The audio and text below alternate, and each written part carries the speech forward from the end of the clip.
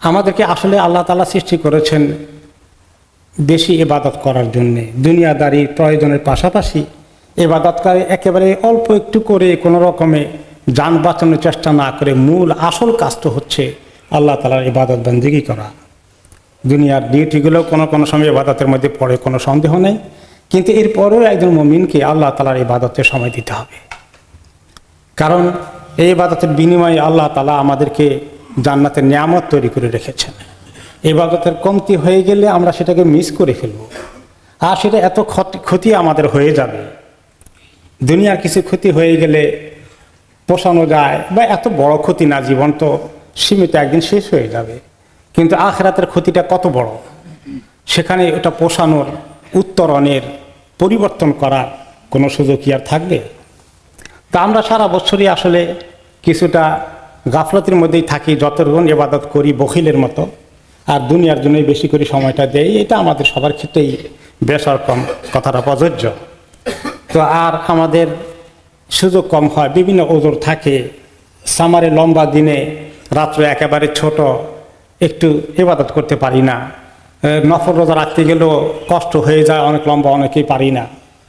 কিন্তু শীতকাল আসলে এটি একটি চমৎকার সুযোগ নিজেদের আমলকে বাড়িয়ে দেওয়ার জন্য। এই জন্য একটি হাদিসে রাসূলুল্লাহ সাল্লাল্লাহু আলাইহি ওয়াসাল্লাম শীতকালকে গনিমত বলেছেন। তিনি বলেছেন শীতকাল হচ্ছে ঠান্ডা গনিমত। গনিমত মানে কি, যে অল্প কষ্টে অনেক কিছু পাওয়া যাবে। আর কারণ শীতকালে দিনগুলো অনেক ছোট হয়ে যায়, রোজা রাখতে, নফল রোজা রাখতে অনেক সুবিধা, কষ্ট অনেক কম হয়। এই জন্য আমরা ফরজ রোজা সবাই এই সামারে গরমকালে লম্বা দিনে রাখি, নফল রাখতে অনেকেই একটু সাহস পাই না, মনে হয় যেন পারি না। কিন্তু শীতকাল আসলে এই সুযোগটা নেওয়া দরকার। এই জন্য রাসূলুল্লাহ সাল্লাল্লাহু আলাইহি সাল্লামের এই হাদিসকে সাহাবায়ে কেরাম অনেক গুরুত্ব সহকারে শুনেছেন এবং আমল করেছেন। সাহাবী আব্দুল্লাহ ইবনে মাসউদ রাদিয়াল্লাহু আনহু বলেন, সে যখন শীতকাল এসেছে, ওয়েলকাম শীতকালকে, যেখানে আল্লাহর অনেক রহমত আমাদের জন্য একসা পাওয়ার সুযোগ হয়েছে। কারণ এখানে রাত্রগুলো অনেক লম্বা, একটু ঘুমের কাটতি করে ঘুমকে একটু কমিয়ে, ঘুমকে মোটামুটি ঘুমানোর পরে একটু আগে উঠে তাহাজ্জুদ পড়ার সুযোগটা নেওয়া যাবে। আর দিনগুলো ছোট হয়ে গেছে, আমরা অনেক নফল রোজা রাখতে পারবো।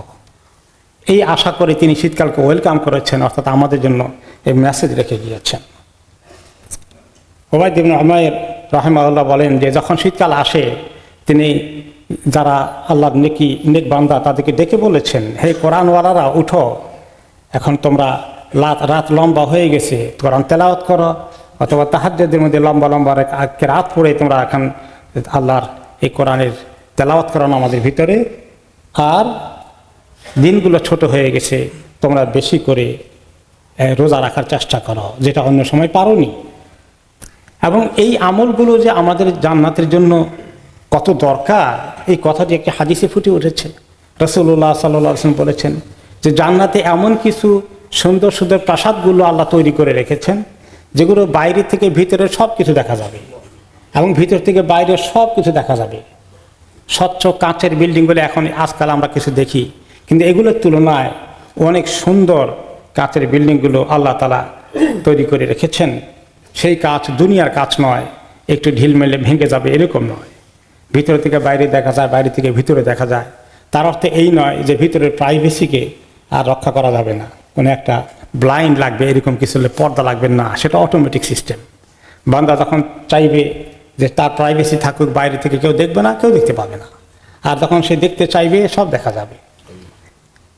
তো এই বিল্ডিংগুলো কার জন্য, সাহাবায়ে কেরাম জিজ্ঞেস করলেন কার জন্য এত সুন্দর সুন্দর প্রাসাদগুলো নির্মাণ করা হয়েছে ইয়া রাসূলুল্লাহ? তিনি বলেন ওই সমস্ত লোকদের জন্যে যাদের কথাবার্তা নম্রতার ভিত্তিতে হয়, তারা সুন্দর করে নরম ভাষায় কথা বলে, তারা রুড শক্ত ভাষায় কথা বলে না, 1 নম্বর। 2 নম্বর, তারা অনেক অভাব অনটনে যারা আছে, দুর্ভিক্ষে যারা নিপতিত, গরিব মিসকিনকে তারা সবসময় খাবার দাবার দেওয়ার জন্য সাহায্য করে, এবং তারা বেশি বেশি করে রোজা রাখে। শুধু ফরজ নয়, রমাদানের রোজা শুধু নয়, সারা বছর তারা নফল রোজার প্রচেষ্টা চালায়, এবং তারা রাতের বেলায় উঠে একটু তাহাজ্জুদ আদায় করে, নফল নামাজ পড়ে, যখন বাকি লোকেরা সব গভীর ঘুমে অচেতন থাকে। তাই এই হাদিসে জান্নাতে যাওয়ার যে কয়েকটি আমল নেওয়া বলা হয়েছে, এগুলোকে আমরা একটু চেষ্টা করি আমল করতে। 1 নম্বর হচ্ছে সুন্দর করে কথা বলা। আমরা কথা বলতে গিয়েই তো আমাদের মধ্যে সমস্যা বেশি হয়। জায়গা জমি নিয়ে দেন দরবার, এগুলো ঝগড়া ফাসাদ কিছু আছে, কিন্তু বেশি সমস্যা বলেন মানুষের জীবনে কোত্থেকে হয়? স্বামী স্ত্রীর দাম্পত্য জীবন থেকে শুরু করে আত্মীয় স্বজনের মধ্যে এবং বাইরের জগতে আমাদের সম্পর্ক নষ্ট হওয়ার পিছনে সবাই কিন্তু জায়গা জমি আত্মসাৎ করে না। মেজরিটি কেসে কথাবার্তা অসুন্দর, মানুষকে আঘাত দিয়ে আমরা কথা বলি, কেউ কষ্ট দিলে সবর করতে পারি না, আমি আরও পাল্টা তাকে কষ্ট দেওয়ার জন্য চেষ্টা করি। তো এগুলো না করা, এটি হচ্ছে একটি চমৎকার আমল জান্নাতে যাওয়ার জন্যে, যে সুন্দর ভাষায় কথা বলা, মিষ্টি হাসি দিয়ে কথা বলা। তো কেউ কেউ বলবেন আমি তো ভালো করে কথা বলতে চাই, কিন্তু সে তো অনেক আক্রমণাত্মক ভাষায় কথা বলে। তাহলে কি করতে হবে, যে এরকম কেউ যদি আপনার সঙ্গে আপনি সুন্দর করে কথা বলেন আর শুধু উল্টাপাল্টা আপনাকে অ্যাটাক করে কথা বলে, তাহলে আল্লাহ তাআলা সে কথা সূরা আল ফুরকানে বলে দিয়েছেন যে যখন জাহেল লোকেরা তাদের সঙ্গে অভদ্র আচরণ করে, তাদের প্রতি অন্যায় ব্যবহার করে, খুব রূঢ় ভাষায় কথা বলে, তখন তারা তাদের সঙ্গে সালাম দিয়ে এই কথা বলে আস্তে করে তারা সরে যায়, কেটে পড়ে, এবং তারা তাদের সঙ্গে ঝগড়া ফাসাদ বিতর্কে লিপ্ত হয় না। এলে 1 নম্বর গুণ হাদিসে এসেছে। 2 নম্বর, গরিব মিসকিনকে খাবার দেওয়া। আমরা জানি পৃথিবীতে কত মানুষ কত কষ্টে আছে, আমাদের কাছে প্রায় আপিল আসে। এই যে শীতকাল আসছে, তাদের জন্য আপিল আসবে। এই যে রিফিউজিরা যখন শীতকালে থাকবে, সিরিয়া থেকে শুরু করে ইয়ামানে, ওখানে যথেষ্ট শীত আছে, এখানকার মতোই প্রায় কাছাকাছি। তাদের এই রিফিউজি ক্যাম্পের ভিতরে এত সুন্দর হিটিং সিস্টেম আছে নাকি?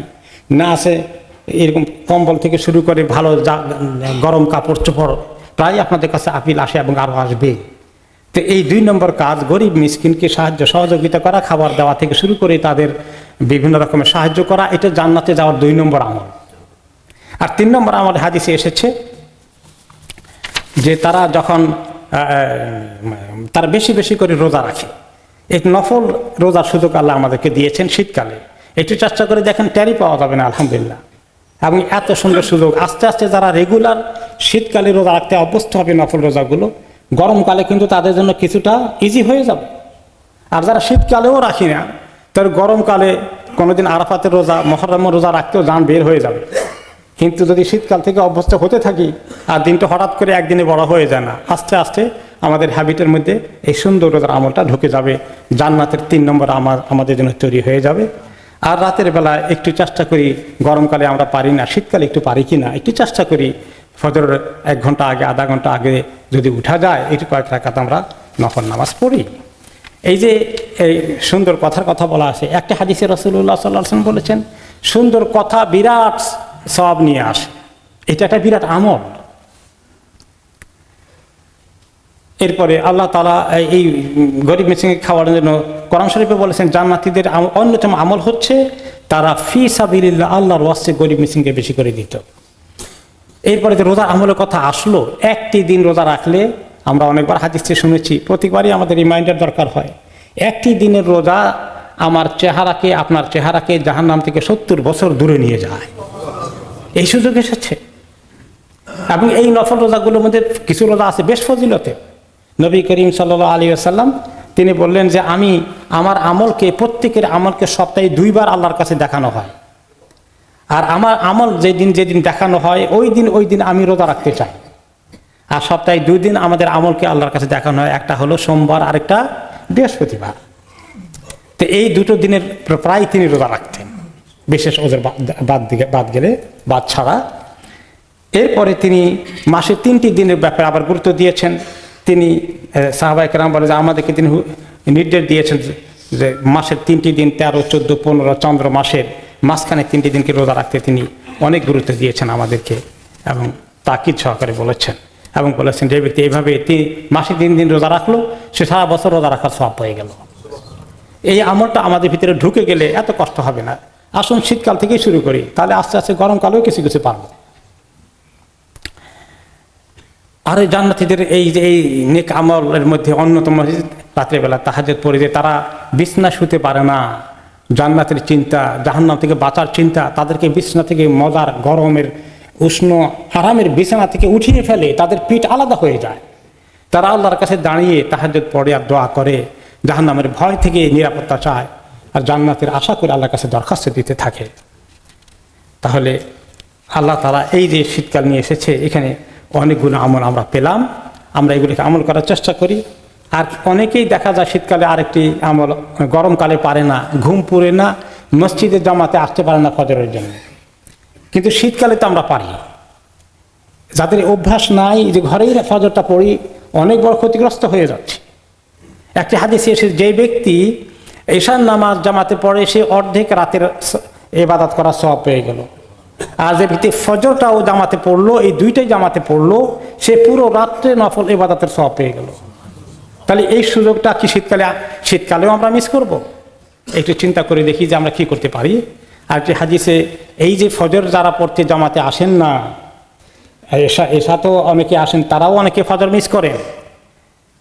এই একটি হাদিসে তিনি বলেছেন যে দুটো নামাজ, একটা হচ্ছে ফজর, একটা এশা, এই দুটো নামাজ মুনাফিকদের জন্য মসজিদে এসে পড়া অনেক কষ্টের কারণ হয়ে যায়, তাদের জন্য অনেক বোঝা হয়ে যায়, এটা পারে না তারা। যদি জানতো মানুষ যে এই দুটো নামাজের মধ্যে কি আছে মসজিদে এসে জামাতে পড়লে, তাহলে তারা অসুস্থ হয়ে গেল, যদি হাঁটতে পারে না, হামাগুড়ি দিয়ে আসতে হয়, তাহলে হামাগুড়ি দিয়ে হেঁটে এলেও মসজিদে আসতো। আর কেমনে বুঝাবেন তিনি আমাদেরকে? সুস্থ মানুষ আমরা একটু অলসতা, লেটে ঘুমাই, উঠতে পারি না, বাস এভাবে করে প্রতিদিন ফজরের আমরা জামাতকে মিস করছি, এটা ঠিক নয়। আর কেউ তো আছে ওয়াক্তও মিস করে ফেলেন, আল্লাহ তাআলা মাফ করুন। এই যে সুন্দর শীতকাল এসেছে, এই শীতকালের তিনি বললেন এটা একটা ঠান্ডা গনিমত, উম্মতকে সহজে একটু নেকি পাওয়ার জন্য তিনি জানেন যে আমাদের অনেক দুর্বলতা আছে, আমরা সাহাবীদের লেভেলে পৌঁছতে পারছি না, এই জন্য তিনি আমাদেরকে অল্প সময় অল্প খাটনি করে সুযোগ নেওয়ার জন্য সুন্দর সুন্দর ফর্মুলাগুলো পেশ করেছেন। আমরা কি এগুলো গ্রহণ করব না?